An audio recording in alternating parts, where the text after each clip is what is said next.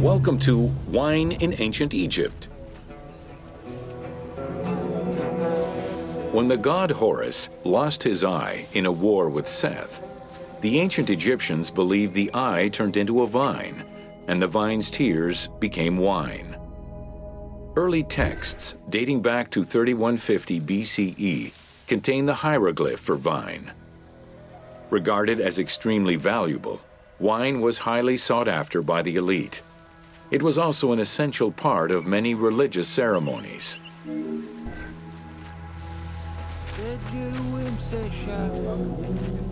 A millennia-old tradition, grape cultivation and wine production was regimented in the way typical of ancient Egyptian bureaucracy.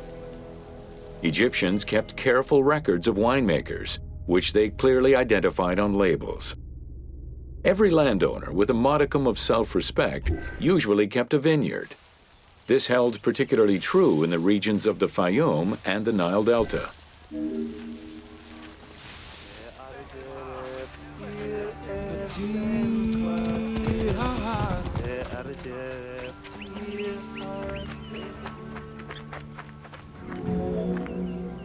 Documentation shows that only certain craftsfolk were allowed to provide the containers required to store and transport wine.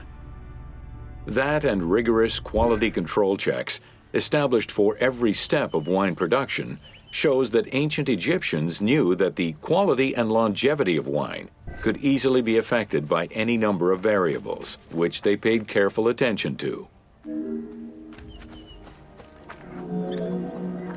Egyptians had different kinds of wines, most of which ranged in quality from good to very good. The sweet shadé, to which honey had been added. The soft negem, obtained by drying the grapes in the sun. The ma, reserved for religious ceremonies. And finally there was the peor, the mediocre-rated wine, resulting from the second pressing of grapes and reserved for a less discerning palate.